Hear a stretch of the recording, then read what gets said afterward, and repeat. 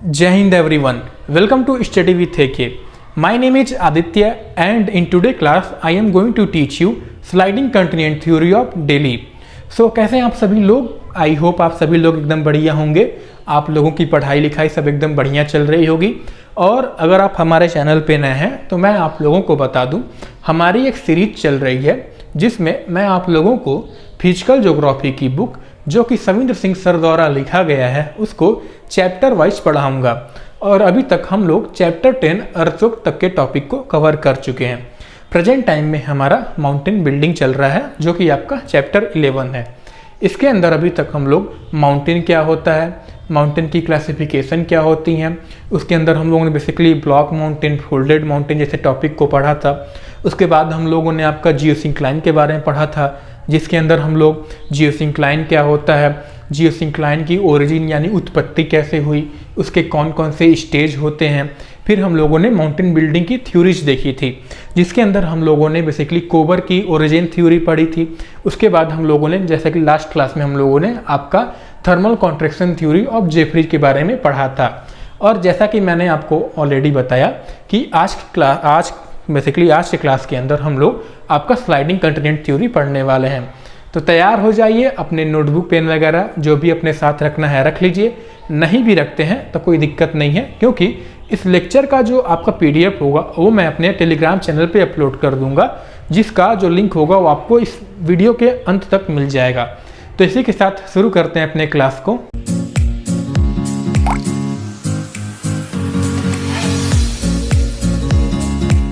अगर मैं बात करूं sliding continent theory of Delhi की, इस थ्योरी को जब हम अपने एग्जाम के पर्सपेक्टिव से देखते हैं, जैसे आपकी ग्रेजुएशन का एग्जाम हो गया या कोई और कॉम्पिटिटिव एग्जाम हो गया, तो जब हम इन सब एग्जाम के पर्सपेक्टिव से इस थ्योरी को देखते हैं तो ये हमारे लिए कम इम्पॉर्टेंट होती है, क्योंकि इससे जो क्वेश्चन पूछे जाते हैं एग्जाम में वो बहुत ही कम पूछे जाते हैं। ठीक है, यानी कि अगर इस लेक्चर को आप अपने एग्जाम के एक दिन पहले या 2 दिन पहले देख रहे होंगे तो मैं आपको रिकमेंड करूंगा कि इस लेक्चर को आप क्या करिए, सिंपली स्किप कर दीजिए। और अगर नहीं भी मन कर रहा हो स्किप करने का तो आप सिर्फ इतना जान लीजिए कि ये थ्योरी किसने दी थी, कब दी थी, किस बुक में दी थी, और इसका जो मैकेनिज्म है उसको ऊपर से समझ लीजिए। ठीक है, आइए अब हम बात करते हैं इस थ्योरी के इंट्रोडक्शन की। तो ये जो थ्योरी थी बेसिकली डेली द्वारा दिया गया था उनकी बुक आवर मोबाइल अर्थ में। ठीक है, डेली ने इस थ्योरी को बेसिकली 1926 में पब्लिश किया था। डेली ने बेसिकली ये जो थ्योरी थी उसको हमारे जो अर्थ सरफेस होती है उसके ऊपर जो डिफरेंट रिलीफ फीचर्स पाए जाते हैं, जैसे आपके ओशियंस हो गए, माउंटेन्स हो गए, तो इनके ओरिजिन और इवोल्यूशन को एक्सप्लेन करने के लिए ही डेली ने ये अपनी थ्योरी दी थी। पर ऐसा कहा जाता है कि इनका जो मेन ऑब्जेक्टिव था वो बेसिकली हमारी जो माउंटेन होती हैं वो कैसे बनी, उनके बनने का कारण या कॉज क्या था, उसको एक्सप्लेन करना ही इनका मेन ऑब्जेक्टिव था। ठीक है, इसके बाद डेली का ये कहना था कि जो हमारे अर्थ सरफेस पे जितने भी हमारे माउंटेन पाए जाते हैं तो वो जो माउंटेन है उनके बनने के पीछे जो बल काम किया, जो फोर्स काम किया, वो बेसिकली हमारी कौन सी फोर्स थी, ग्रेविटेशनल फोर्स थी। और अगर मैं आपको अपने पिछले लेक्चर में ले जाना चाहूँ तो उसमें जेफरीज का ये कहना था कि जो जितने हमारे माउंटेन बने हैं वो बेसिकली हमारी जब अर्थ ठंडी पड़ी तो कॉन्ट्रैक्शन की वजह से बने हैं। पर यहाँ डेली ने बेसिकली ग्रेविटेशनल फोर्स का क्या कहा कि ग्रेविटेशनल फोर्स की वजह से बने हैं। ठीक है, अब हम बात करते हैं basically axiom of the theory की, यानी सेल्फ प्रूव्ड फैक्ट की। देखिए एक्सियम्स जो होते हैं इनको बेसिकली अपनी थ्योरी जो होती है, कोई भी थ्योरी जो होती है उसको बेसिकली क्या किया जाता है, उसको प्रूव करने के लिए, उसको हेल्प करने के लिए इन एक्सियम्स का यूज किया जाता है। यानी कि एग्जाम ये ऐसे होते हैं, इनका भले ही दे दिया था लेकिन तो कोई सर पैर नहीं होता। जैसे कि डेली का यह कहना था कि हमारी जो अर्थ थी जिसके ओरिजिन के बाद क्या हुआ, उसके ऊपर एक सॉलिड क्रस्ट का फॉर्मेशन हुआ था जिसे उन्होंने प्रिमिटिव क्रस्ट का नाम दिया था। पर उन्होंने ये नहीं बताया कि क्या ये प्रिमिटिव क्रस्ट कैसे फॉर्म हुआ था, बस उनका ये कहना था कि ये प्रिमिटिव क्रस्ट का फॉर्मेशन हुआ था। ठीक है, तो इन्हीं सबको सेल्फ प्रूव्ड फैक्ट कहा जाता है कि पहले से प्रूव्ड होती हैं। उसके बाद हम बात करें कि दिल्ली का यह कहना था कि हमारे अर्थ सरफेस पे या हमारे पूरे अर्थ पे 2 तरह की लेयर पाई जाती थी। वर्टिकली मैं बात कर रहा हूँ।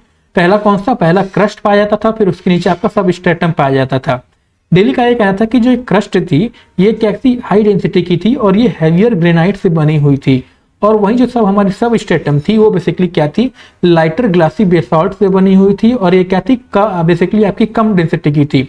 पर हम आमतौर पर ये देखिए डेंसिटी हाई कम क्यों थी, डेली का ये उन्होंने बेसिकली ये नहीं बताया। आमतौर पर हम जो देखते हैं कि हमारी जैसे जैसे हम नीचे जाते हैं हमारी जो डेंसिटी होती है वो क्या होती है, बढ़ती जाती है। पर यहाँ डेली का ये कहना था जो डेंसिटी है वो ऊपर ज्यादा पाई जाती है, नीचे कम पाई जाती है। ठीक है, इन्होंने बस कह दिया, इन्होंने अपनी थ्योरी को क्या किया, बेसिकली प्रूव करने के लिए नहीं यूज किया, लेकिन इन्होंने बेसिकली ये नहीं बताया कि डेंसिटी ऊपर ज्यादा क्यों थी नीचे कम क्यों थी। ठीक है, उसके बाद डेली का यह कहना था कि जब हमारा ये क्रस्ट का फॉर्मेशन हुआ तो उसमें कुछ लेयर, कुछ जो चीजें थी, कुछ जो एरिया थे वो बेसिकली ऊपर रह गए, कुछ एरिया आपके नीचे रह गए। तो जाहिर सी बात है जो आपके डिप्रेस्ड रीजन होंगे, जब वाटर का फॉर्मेशन हुआ तो उसमें भर गए होंगे, तो उससे बेसिकली ओशियन का फॉर्मेशन हुआ। दिल्ली का यह कहना था कि जो आपके ऊपर जो लैंड मास रह गए थे वो बेसिकली पूरे अर्थ सरफेस से 3 लैंड मास रह गए थे या 3 एशियन रिजिड मास पाए जाते थे, जो कि बेसिकली आपके पोल और कहाँ पे इक्वेटर के अराउंड क्या थे, सिचुएटेड थे। यानी कि अगर ये हमारा अर्थ हो गया, ठीक है, तो पहला ये आपका पोल हो गया, आपका नॉर्थ पोल हो गया, आपका साउथ पोल हो गया, ये हमारा क्या हो गया, इक्वेटर हो गया। डेली का यह कहना था कि हमारे अर्थ सरफेस पे 3 रिजिड मासेस पाए जाते थे। पहला कौन सा, एक आपका यहाँ पाया जाता था, एक आपका बेसिकली इस एरिया में पाया जाता था और एक आपका इस एरिया में पाया जाता था। इसको बेसिकली डेली ने नॉर्थ पोलर डोम नाम दिया था, इसे साउथ पोलर डोम नाम दिया था, और इस जो इक्वेटर पे पाई जाती थी उसे बेसिकली इन्होंने इक्वेटोरियल डोम नाम दिया था।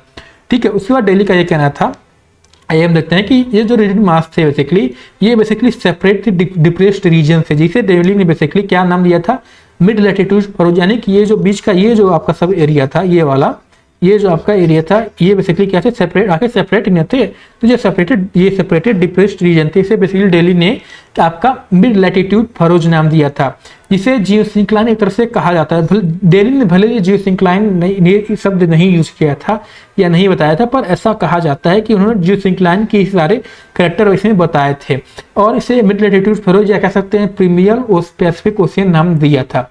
ठीक है, उसके बाद डेली का कहना था कि ये जो हमारी ये पोलर डोम्स थे और ये जो इक्वेटोरियल डोम्स थे, इनका जो स्लोप था वो बेसिकली मिड लैटिट्यूड फरोज की तरफ था। यानी कि अगर ये मान लीजिए हमारा क्या हुआ, पोलर नॉर्थ पोलर डोम हो गया, ये हमारा साउथ पोलर डोम हो गया, और ये हमारा इक्वेटर हो गया। ठीक है, डेली का कहना था इनका जो स्लोप था वो बेसिकली मिड लैटिट्यूड फरोज की तरफ था। यानी कि अगर ये मिड लैटिट्यूड फरोज हमारा हो गया तो इनकी तरफ क्या था, इनका जो स्लोप था वो इस तरफ था। ठीक है, ये था बेसिकली कुछ चीजें जो डेली आप पहले से मान के चल रहे थे, भले उन्होंने इसका एक्सप्लेन नहीं किया था ये चीजें क्यों हुई थी। ठीक है, अब हम बात करते हैं इस थ्योरी का जो मेन पॉइंट है, मैकेनिज्म ऑफ द थ्योरी की। ठीक है, तो डेली के हिसाब से जो हमारी प्रिमिटिव क्रस्ट का फॉर्मेशन हुआ था अर्थ के फॉर्मेशन के बाद, वो क्या हो गई, वो कोलैप्स हो गई थी। पर उन्होंने ये जो कोलैप्स हुई थी उसका मैकेनिज्म नहीं समझाया था कि क्यों कोलैप्स हुई थी, कैसे कोलैप्स हुई थी। पर ऐसा माना जाता है कि जो ये प्रिमिटिव क्रस्ट थी बेसिकली वो बैड कंडक्टर ऑफ हीट थी। ये वही माना जाता है कि जो हमने लास्ट लेक्चर में पढ़ा था ना, आपका थर्मल कॉन्ट्रैक्शन थ्योरी, जो हमने देखा था कि जो सरफेस थी वो क्या थी, अपना जो हमारी अर्थ थी वो क्या थी, रेडिएशन के थ्रू अपना हीट क्या करी थी, लूज कर रही थी। उसके बाद क्या हुआ कि मान लीजिए ये हमारा एक सरफेस हो गया, ये सरफेस हुआ। ठीक है, तो जब ये हीट कोई भी चीज जब ठंडी पड़ती है तो क्या होती है, वो कॉन्ट्रैक्ट होना सिकुड़ना शुरू हो जाती है। तो ये हमारे अर्थ के साथ भी हो रहा था कि जब अर्थ हमारा फॉर्मेशन होता है, जो प्रिमिटिव क्रस्ट थी ये क्या हुई, सिकुड़ना शुरू हुई। ठीक है, लेकिन हुआ क्या, ये कि लास्ट क्लास में हमने देखा था जेफरी का ये कहना था कि जब हमारी ये लेयर क्या सिकुड़ रही थी, क्रस्ट रही थी, ये बेसिकली क्या हो रही थी, ये एक पार्टिकुलर पॉइंट तक ही इनका ठंडा पड़ना सिकुड़ना होता है, उसके बाद इनका सिकुड़ना जो होता है रुक जाता है। तो हुआ क्या कि जब ये आपकी थी ये वाला ऊपरी लेयर थी, जब ये सिकुड़ना चालू हुई तो मान लीजिए सिकुड़ के क्या हुई, यहाँ पे बेसिकली पहुंच गए। ठीक है, कॉन्ट्रैक्ट होके आपका यहाँ पहुंच गए। तो हुआ क्या कि इस पॉइंट पहुंच के इसका जो कॉन्ट्रैक्शन होना था वो स्टॉप हो गया, लेकिन जो आपका इनर लेयर था वो अभी भी क्या हो रहा था, कॉन्ट्रैक्ट हो रहा था। यानी ये बेसिकली कॉन्ट्रैक्ट होकर यहाँ पहुंच गया, लेकिन इस वजह से क्या हुआ, ये तो आपका यहीं रुक गया और ये अभी भी कॉन्ट्रैक्ट हो रहा था। तो इसलिए क्या हुआ, इस जो इनके बीच में क्या हुआ, एक गैप जनरेट हो गया। ये जब गैप जनरेट हो, जाहिर सी बात है, मान लीजिए ये क्या हुई, हमारी कोई 2 लेयर मान लीजिए। अब क्या हुआ, ये आपकी पहले क्या दोनों सिकुड़ रहे साथ में, मान लीजिए दोनों क्या हुआ, सिकुड़ रहे साथ में। अब क्या हुआ, ये इस पॉइंट पे आके इसका रुक गए, लेकिन ये क्या हो रही है, अभी भी सिकुड़ रही है। क्या हुआ, जब सिकुड़ रही है तो इनके बीच में गैप जनरेट हुआ, इसका सपोर्ट अब कहीं से सपोर्ट रही, तो मैं अपने हाथ से रोक रहा हूँ ना, लेकिन इसका असली सपोर्ट तो नहीं इसी से था ना। जब सपोर्ट से खत्म हो तो क्या हो, इसके ऊपर क्या हो, कोलैप्स कर गए। ठीक है, तो ये बेसिकली क्या था, इसका पहले शुरुआत में ये हुआ, यानी कि however heat loss from the earth interior continued causing the interior of the earth to contract away from the outer crust। As a result the outer crust would have collapsed on the still contracting interior. ठीक है, it ऐसा appear होता है कि हालांकि जैसे मैंने आपको ऑलरेडी बताया था कि डेली ने नहीं डिस्क्राइब किया कि जो मिड लैटिट्यूड फरोज थे बेसिकली क्या थे, जियोसिंक्लाइन की तरह इनका ये जियोसिंक्लाइन का इनका फॉर्मेशन हुआ था। ठीक है, इसके बाद क्या हुआ कि जब ये आपका सिकुड़ गया, आपका कोलैप्स हो गया, तो क्या हुआ, कुछ एरिया आपके ऊपर रह गया, कुछ एरिया आपके नीचे रह गया। यानी मान लीजिए ये हमारा कुछ एक पर्टिकुलर एरिया ले लीजिए, तो क्या हुआ, कुछ एरिया आपके क्या हो गया, ऊपर रह गए, कुछ एरिया आपके नीचे रह गए। और ये क्या थे, आपके पानी से ओशियन बेसिकली इन्होंने कहा था कि ये क्या थे, आपके ओशियन से भरे हुए थे। तो हुआ क्या कि इस रीजन से क्या हुआ, यहाँ से जब बारिश हुई या कोई नदी जब इसमें आके मिल रही थी, तो क्या हुआ, इस एरिया से बेसिकली इरोजन चालू हो गया। तो क्या हुआ, इससे सेडिमेंट जो थे, सेडिमेंट बेसिकली इरोड होके इधर से आके इसमें डिपॉजिट होना शुरू हो गए। यानी कि ठीक है, यानी कि after this process sedimentation began, the sediment from the continental masses जो कि आपके पोलर और इक्वेटोरियल डोम थे started to deposit into mid latitudinal furrows. ठीक है, उसके बाद क्या हुआ कि ये कॉन्टिन्यूस सेडिमेंटेशन हो रहा था। एक पर्टिकुलर टाइम ऐसा आया कि एक तो पहले इसके ऊपर ओशिनिक का ये वाटर का दबाव था ही, प्रेशर था ही, वेट था ही। इसके बाद जब ये सेडिमेंट आपके बढ़ते गए तो क्या हुआ, ये जो आपका ये मिड लैटिट्यूडनल फरोज का जो बेड था या ओशियंस का जो बेड था, क्या हुआ, नीचे तरफ धंसना शुरू हो गया। और जब मैं आपको जो जियोसिंक्लाइन पढ़ा रहा था, मैंने आपको बताया था कि मैंने आपको स्केल अभी मेरे पास है नहीं, तो मान लीजिए एक था कि जब हम इस एरिया को दबाते हैं, ये एरिया जब हमारा दबना शुरू हो जाता है, तो ये वाला जो पार्टिकुलर एरिया होता है, ये वैसे ही क्या होता है, अपना आपस में, जैसे ये रहा, मैंने दबाया इसको, तो क्या हुआ, ये वैसे ही क्या होता है, आपस में नजदीक आना शुरू हो जाता है। तो ये इस हमारे डोम, पोलर डोम के साथ भी हो रहा था कि क्या हुआ, जब ये नीचे धंसना शुरू हुआ तो ये एरिया और ये एरिया जो कि हमारे क्या थे, पोलर और इक्वेटोरियल डोम्स थे, ये क्या हुए, इधर खिसकना शुरू हो गए। ठीक है, यानी कि continuous sedimentation and weight of oceanic water exerted enormous pressure on the beds of oceans with the result their beds were subjected to continuous sedimentation subsidence। ठीक है, उसके बाद क्या हुआ, downward pressure on the oceanic bed due to subsidence lead to lateral pressure on the continental mass. जैसे मैंने बताया, जब ये सबसिडेंस शुरू हुआ तो इन पे प्रेशर पड़ना शुरू हो गया, जिससे क्या हुआ, जो आपके कॉन्टिनेंटल मास थे, क्या हुआ, इनमें खिंचाव चालू हो गया। ठीक है, आपका देखिए अर्थ तो बेसिकली क्या है, हमारा पूरा स्फेरिकल शेप में है ना, तो आपका पीछे साइड भी तो मिड लैटिट्यूड, यानी कि ये फ्रंट साइड था, उधर भी तो बना होगा, यानी कुछ ऐसे रहा होगा ना, ये आपका इधर फिर ऐसे नॉर्थ हो गया, फिर आपके मिड लैटिट्यूड फरोज आ गया, फिर आपका इक्वेटर आ गया। क्या हुआ, जब ये सेडिमेंटेशन इसमें चालू हुआ तो क्या हुआ, इधर से खिंचाव चालू हुआ, और वही सेडिमेंटेशन आपका कुछ इधर साइड भी हो रहा होता है। जो क्या हुआ, इन्हें बेसिकली क्या हुआ, ये इधर खिंचा रहा था, ये आपका इधर खिंचा, क्या हुआ, इन्हें फैलाव चालू हुआ।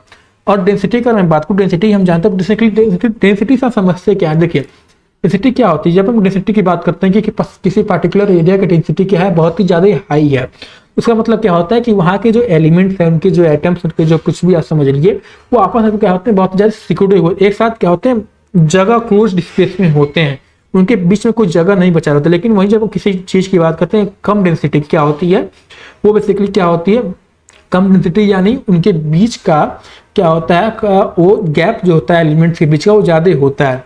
ठीक है, तो हुआ कि जब ये खींचना शुरू हुए तो क्या हुआ, इनकी डेंसिटी थोड़ी घटनी शुरू हुई। तो क्या हुआ, अब डेंसिटी घटी तो क्या हुआ, तो हम जैसा हम जानते हैं, जब डेंसिटी घटी तो ये नीचे वाला एरिया, पहले तो दिल्ली का ये कहना था कि क्या था, ये आपका नीचे वाला एरिया क्या था, ये हाई कम डेंसिटी का था, ये आपका हाई डेंसिटी का था। लेकिन जब ये खिंचाव शुरू हुआ तो इसकी डेंसिटी जब घटी तो क्या हुआ, ये आपका थोड़ा सा ऊपर आने लगा, क्योंकि हम जानते हैं कि जब डेंसिटी हाई डेंसिटी पे लो डेंसिटी की चीज़ें क्या होती तैरती है। तो जब इसकी डेंसिटी घटनी शुरू हुई, क्या हुआ, थोड़ी सी आपकी ऊपर आने लगा। तो क्या हुआ, इससे इसका हाइट और इसका साइज तो खिंचाव से बढ़ रहा था, और हाइट भी इसका क्या हुआ, इसका इंक्रीज होने लगा।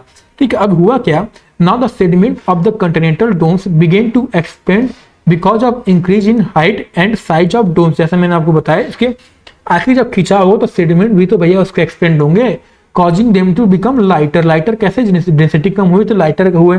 और सेडिमेंट आपके तो आखिर सेडिमेंट भी तो उस लैटिट्यूडनल फैरोज में जाके क्या हो रहा था, कुछ इकट्ठा हो रहा था, तो उधर से भी वेट इनका कम हो रहा था। तो हुआ क्या, to compensate for the loss of weight of dome sediment, dense material begin to flow underground from the oceanic beds into continental dome. यानी कि हुआ क्या कि मान लीजिए ये हमारा पहले ऐसे था, ठीक, इधर से क्या हुआ आपका सेडिमेंट इकट्ठा होना शुरू हुआ, ये बेसिकली एक आपका कंटिनेंटल ब्लॉक था, ये आपका ओशियन ब्लॉक था। तो ये क्या हुआ, जब ये इकट्ठा शुरू हुआ तो इसकी जब डेंसिटी घटी तो क्या हुआ, ये ऊपर जाना शुरू हो गया, यानी जो पहले ऐसे था आपका, ये बेसिकली ऐसे होके इतना एरिया आपका क्या हुआ, खाली हुआ। जब एरिया खाली हुआ तो इधर से क्या हुए, ये जगह फिल करने के लिए ओशियन से सेडिमेंट, ओशियन से जो मटेरियल से वो इसके नीचे आने शुरू हुए, ठीक है। तो हुआ क्या, because of the repetition of the above process, जो कंटिनेंटल डोम्स थे, अब जाहिर सी बात है जब इसके अंदर एरिया बढ़ने लगा तो क्या हुआ, सपोर्ट नीचे से मिलता गया इनको, तो क्या हुआ, और ये और हाइट और साइज में बढ़ते गए, ठीक है। उसके बाद क्या हुआ, the increase in size of domes caused pressure on the crust under the oceanic breast. तो हुआ क्या, जब इस जाहिर सी बात है इधर सेडिमेंट इधर जा रहा है, इनका साइड इधर से खींच रहा है, जब ये इधर से जाएगा तो इस पर क्या होगा, जाहिर सी बात है प्रेशर बढ़ेगा, ठीक है। And as the size of domes continued to expand, the resultant pressure on oceanic bed also continued to increase. यानी कि एक तो इनका साइज बढ़ रहा था, फिर इधर से मटेरियल इधर जा रहा था, तो क्या हो रहा था, ये साइज बढ़ा था तो इस पे दबाव डालेगा ना ओशियन एरिया पे, क्या हुआ, इन पे प्रेशर बढ़ता गया, ठीक है। उसके बाद क्या हुआ, when the oceanic crust could no longer withstand with the ever increasing pressure, तो एक टाइम ऐसा है कि जब प्रेशर से क्या हुआ, नहीं सह पाया तो क्या हुआ, ये बेसिकली रप्चर होने लगे, टूटने लगे, ब्रेक होने लगे, ठीक है। धस अब जो क्या हो रहा था कि अभी तक जो आपका कंटिनेंट था ये आराम से क्या हो रहा था, फैल रहा था, पर फैल रहा था लेकिन इधर से आपका ओशियंस जो था इस पर दबाव डाल रहा था, तो इसलिए इनको रोक रहा था। लेकिन जब ये ओशियंस आपके क्या हुआ, टूट गए, तो ये दबाव ये रोक रहा था इसको इधर मूवमेंट होने में, क्या हुआ, ये दबाव हटा, तो उससे हुआ क्या, ठीक है, due to rupture of the oceanic bridge reduced tensional movement, तो आपका और पहले से लग रहा था ये टेंशनल मूवमेंट लग रहा था, ये और स्ट्रांग हो गया, due to which larger block of continent mass began to slide toward the geosyncline. अब ये भी एक पर्टिकुलर पॉइंट पे आपके टूटे तो क्या हुआ, ये कंटिनेंट मास क्या हुए आपके ओशियंस के ऊपर क्या इधर से आपका भरने लगा, फिर ये क्या हुए ओशियंस के ऊपर बेसिकली तैरने लगे, या कह सकते हैं मूवमेंट होने लगे, इसीलिए इस थ्योरी का नाम दिया गया स्लाइडिंग कंटिनेंटल थ्योरी, ठीक है। इसके बाद क्या हुआ, the geosyncline sediment were thus स्क्यूज्ड। उसके बाद जाहिर सी बात है ये जियोसिंक्लाइन वाला ही पर्टिकुलर केस है आपका, अगर जियोसिंक्लाइन आपने पढ़ रखा हो तो ये आपको आसानी समझ में आ गया होगा, ठीक है। The geosyncline sediment were thus squeezed and folded due to compressive forces coming from the siding continental block giving birth to folded mountain, ठीक है। आई होप ये आपको पूरा मैकेनिज्म समझ आया होगा। उसके बाद डेली के हिसाब से ये कहना था कि ये जो ब्रोकन कंटिनेंटल ब्लॉक्स थे और ये ओशियन के पार्ट से जब टूट गए थे तो क्या हुआ, ये बेसिकली सब स्ट्रेटम के अंदर क्या हुआ, डूब सैंक होना शुरू हो गया। ऐसा क्यों हुआ, क्योंकि मान लीजिए जैसा कि हम जानते हैं हमारा प्रेशर होता है वो इनडायरेक्टली प्रोपोर्शनल होता है आपके एरिया के, यानी कि जैसे जैसे हम प्रेशर बढ़ाते हैं, यानी कि वैसे जैसे हमारा एरिया घटता है, और जैसे जैसे हम एरिया बढ़ाते हैं जैसे जैसे हमारा प्रेशर क्या होता है, कम होता है। तो यहाँ पे क्या हो रहा था, यहाँ पे हमारा एरिया घट रहा था, जब हमारा एरिया घटेगा तो प्रेशर क्या होगा, बढ़ेगा। अब मान लीजिए ये कोई हमारी चीज हो गई, ठीक है, इसका एरिया क्या है अभी ज्यादा है और क्या है आपका ओशियन हो गया, तो जब एरिया इसका ज्यादा है तो नीचे वाले इस वाले पार्ट पे क्या होगा, प्रेशर कम पड़ेगा। जैसे ये हो गया आपका ये पेन, मान लीजिए कोई चाकू हो गया, चाकू से हमने क्या किया, चाकू ऐसे होती हमने क्या किया, हाथ कैसे रगड़ा, क्या हमारे हाथ पे कुछ असर नहीं पड़ा। लेकिन जब हमने क्या किया, उस चाकू का एरिया घटा दिया, तो फिर हम करेंगे तो क्या होगा, हमारा हाथ कट जाएगा। तो वही यहाँ पे हुआ, जब ये कंटिनेंटल मास जो थे आपके, एक मिनट, ये कंटिनेंटल मास ये टूट गए तो क्या हुआ, इनका एरिया घटा। जब एरिया इनका घटा, डेंसिटी तो पहले से भैया हाई थी इनकी, जब ये घटा तो क्या हुआ, ये कंटिनेंटल मास जो थे आपके डूबना, इसके अंदर सबस्ट्रेटम के अंदर डूबना शुरू हो गए, बिकॉज द आउटर क्रस्ट जो था ऑलरेडी आपका पहले से डेंसर था, और जब एरिया इसका घटा तो प्रेशर और बढ़ गया, इस वजह से क्या हुआ, सैंक डूबना शुरू हो गए। उसके बाद क्या हुआ, दिस सैंक जो पार्ट मेल्टेड, ये जो सैंक पार्ट थे क्या हुए, हम जानते हैं जब हमारे अर्थ नीचे टेम्परेचर हाई होता है तो जब नीचे मेल्ट होना धसना शुरू हुआ तो क्या हुआ, एक पर्टिकुलर टेम्परेचर जब पहुंचे, एक पर्टिकुलर पॉइंट पहुंचे तो क्या हुआ, ये बेसिकली मेल्ट होना शुरू हो गए। यानी कि this sank part melted due to high temperature and thus rise in the volume of molten continental block causes further rise in the mountain, ठीक है। ऑन द अदर हैंड क्या हो रहा था, ये जो जियोसिंक्लाइन सेडिमेंट थे ये क्या थे आपके लेस डेंस थे, ठीक है। तो ये क्या हुए, फ्लोट होने शुरू हो गए ऑन द सबस्ट्रेटम, ठीक है। इस वजह से क्या हुआ, because of this fact geosyncline less dense क्यों थे, क्योंकि ये उतने कॉम्पैक्ट नहीं थे, ठीक है। Because of this fact geosyncline से पहले कॉम्पैक्ट, तो बाद भैया जब फोर्स पे लगा तब ना हुए, लेकिन शुरुआत में उतने कॉम्पैक्ट, उतने आपस में जुड़े हुए नहीं थे। तो because of this fact geosyncline sediment were more intensely folded by the compressive forces generated by the sliding continental block, ठीक है। The more significant sliding of the continental block, यानी जितना आपका ये स्लाइडिंग ब्लॉक जितना इनपुट सिग्निफिकेंट क्या हो रहा था, ये मूव स्लाइड कर रहा था, उतना जियोसिंक्लाइन सेडिमेंट आपके स्क्यूज हो रहे थे, उतने बड़े आपके क्या हो रहे थे, ग्रेट फोल्डेड माउंटेन आपके बने। ठीक है, ये था आपका पूरा क्या मैकेनिज्म इस थ्योरी का। इसके बाद हम डिस्ट्रीब्यूशन पैटर्न की बात करें, डेली के हिसाब से क्या था फोल्डेड माउंटेन का, तो डेली थ्योरी जैसा हमने देखा कि ये डिस्ट्रीब्यूशन पैटर्न भी समझाते हैं फोल्डेड माउंटेन की, जैसे कि आपके west east extending mountain ranges, जैसे कि आपके एल्स माउंटेन हो गए, हिमालयन हो गए, ये बेसिकली हमारी पोलर और इक्वेटोरियल डोम के स्लाइड होने से क्या थे, बने थे। यानी हिमालय जानते हैं हमारा, जैसे ये हमारा क्या हो गया, ये हमारा इंडिया का हिमालय आपका यहाँ पड़ता है, तो क्या था, ये आपका लैंड इधर आया था और यूरेशियन जो आपका लैंड था वो बेसिकली इधर से था। तो जब ये इधर गया आपका पोलर वाला एरिया हो गया, आपका इक्वेटोरियल, माफ करेगा, ये आपका पोलर एरिया हो गया, आपका इक्वेटोरियल एरिया हो गया। तब ये आपस में आया तो क्या हुआ, यहाँ से फोल्ड होके आपका हिमालय फॉर्मेशन हुआ। ठीक है, towards the mid latitude furrows. ठीक है, जैसे आप उसके बाद नॉर्थ साउथ एक्सटेंडिंग माउंटेन भी समझाती है। जब ये आपके जो इक्वेटोरियल डोम थे ये बस टूटे थे, तो ये चारों तरफ इनका मूवमेंट हुआ था। तो जब ये मूवमेंट होके इधर आके इधर ओशियन से क्या हुआ, टकराए, तो क्या हुआ, इधर ओशियन से दबाव डाले तो क्या हुआ, इससे हमारे क्या हुआ, रॉकीज और एंडीज माउंटेन का फॉर्मेशन हुआ था due to sliding continental mass toward the Pacific Ocean. ठीक है, और इसी तरह हमारे आइलैंड आर्क जो फेस्टिव्स आपके पाए जाते हैं, जो बेसिकली एशिया के जापान के एरिया के आसपास पाए जाते हैं, जितने भी आइलैंड पाए जाते हैं, two parallel to the Asiatic coast were formed due to sliding of Asiatic mass toward the Pacific Ocean. ठीक है, तो आई थिंक यहाँ से आपको डिस्ट्रीब्यूशन पैटर्न समझ में आया होगा। इसके बाद हम बात करते हैं, आइए, इवोल्यूशन ऑफ द थ्योरी की। तो अगर हम इवोल्यूशन की बात करें तो the evolution of daily sliding continent theory reveals limitation and issues with the theory. तो पहला इश्यूज या लिमिटेशन इस थ्योरी का ये था कि डेली थ्योरी प्रपोजेड दैट जो हमारा आउटर क्रस्ट था वो डेंसर था सब स्ट्रेटम से, जो कि हमारे क्या करती, सिस्मोलॉजिकल एविडेंस को कॉन्ट्राडिक्ट करती। क्योंकि जैसा मैंने आपकी शुरुआत में बता दिया था कि हमारा क्या होता है, सिस्मोलॉजी के हिसाब से क्या होता है कि जैसे से हम नीचे जाते हैं हमारी डेंसिटी होती है, बढ़ती है। लेकिन यहाँ डेली का कहना था कि जो ऊपर की क्रस्ट इनकी डेंसिटी हाई थी, नीचे क्रस्ट की डेंसिटी कम थी। इस वजह से इस पॉइंट को इनको क्या किया जाता है, रिजेक्ट किया जाता है। फिर दूसरा था, Daly theory is based on several assumption and guesses, like हमारी जो अर्थ क्रस्ट थी वो एसिमेट्रिकल क्यों थी, like why the continental domes जो थे हमारे मिड लैटिट्यूड फरोज की तरफ क्यों कर रहे थे, स्लो कर, जैसे मैंने आपको यहाँ बताया था, एक मिनट में दिखा भी देता हूँ आपको।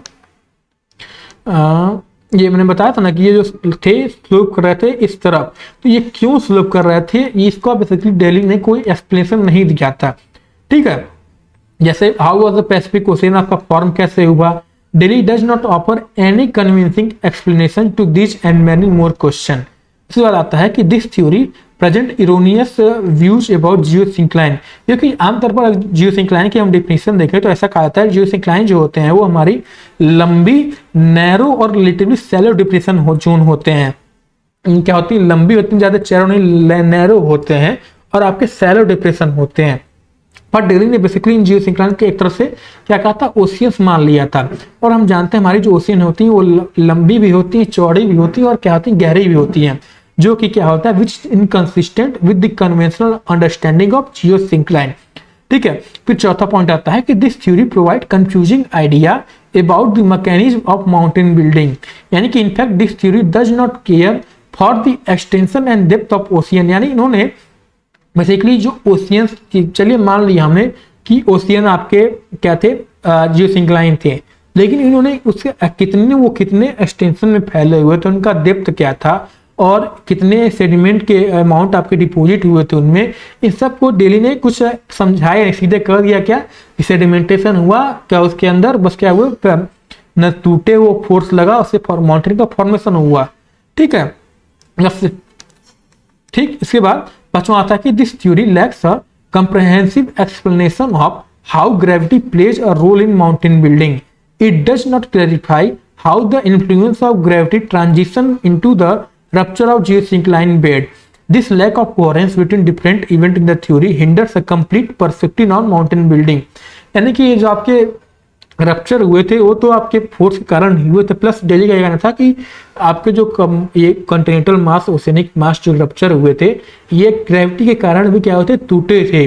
पर कैसे ग्रेविटी कारण टूटे थे इसका भी एक्सप्लेनेशन जो था डेली ने नहीं दिया।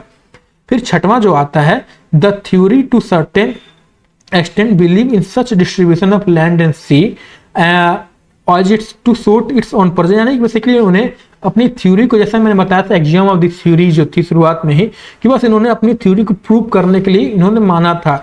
इसका एक्सप्लेनेशन नहीं दिया था कि इसका कि जैसे वो इस तीन ही रीजन में क्या थे आपके लैंड क्यों पाए जाते थे, इसका एक्सप्लेनेशन क्यों इन्होंने कुछ नहीं दिया था। बस इन्होंने क्या था अपनी थ्योरी को प्रूव करने के लिए इसको दिया था। ठीक है, तो ये था पूरा आपका क्या था थ्योरी।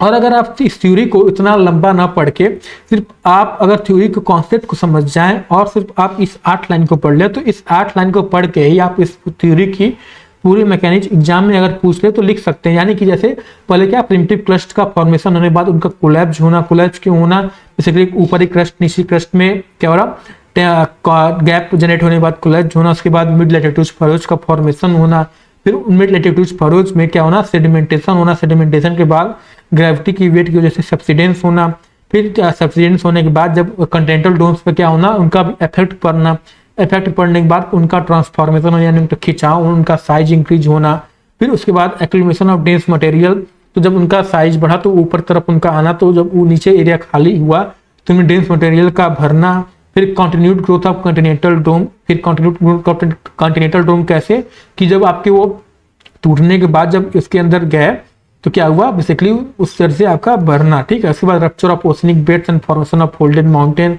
फिर आपका माउंटेन में और राइज होना। ठीक है, तो ये था पूरा। आप इधर से ये आपको सिर्फ इतना कॉन्सेप्ट समझ के इतना लाइन याद करके चले जाए तो बहुत काफी है आपके लिए। इस लाइन से आप बेसिकली 8 लाइन से आप पूरा 1 पेज लिख सकते हैं आराम से, अगर आप कॉन्सेप्ट आपका क्लियर हुआ होगा तो। ठीक है, तो बस आज के लिए आई थिंक इतना ही। मिलते हैं आपको अगले क्लास में। और अगर आपको कोई भी डाउट, कोई भी सवाल हो तो आप मुझे कुछ कमेंट में पूछ लीजिएगा जरूर। ठीक है, और अगर आपको ये हमारी जो लेक्चर है ये आपको इम्पोर्टेंट लगी हो, आपको ऐसा लगा हो कि आपको समझ में आई हो हमारी टीचिंग स्टाइल, या आपको कुछ भी कमेंट करना हो, कुछ भी फीडबैक देना हो तो आप मुझे दे दीजिएगा। और अगर आपको ये पसंद आई हो तो इसे लाइक, शेयर, सब्सक्राइब करना ना भूलें। प्लस आप मुझे मेल करके भी कोई क्वेश्चन पूछ सकते हैं। और जैसा मैंने आपको बताया था, ये लेक्चर के लास्ट में आपको टेलीग्राम का चैनल का लिंक प्रोवाइड करूंगा जहां से आप पीडीएफ डाउनलोड कर सकते हैं। और इस पीडीएफ के साथ साथ मैं आपको इस लेक्चर से जितने भी आपके क्वेश्चन बन सकते हैं वो मैं आपको टेलीग्राम चैनल पे प्रोवाइड करता हूं। ठीक है, तो आप इसे जरूर फॉलो कर लीजिएगा। एक बार लेक्चर पढ़ के आप एक बार ये थ्योरी पढ़ के, इस लेक्चर से देख के या बुक से भी पढ़ के उधर से क्वेश्चन आप सॉल्व कर लेते हैं, कर सकते हैं। ठीक है, तो मिलते हैं आपको अगली क्लास में। तब तक साथ हमारे साथ बने रहिए, ऐसे ही पढ़ाई करते रहिए और रिवीजन करते रहिए अपना। ठीक है, जय हिंद।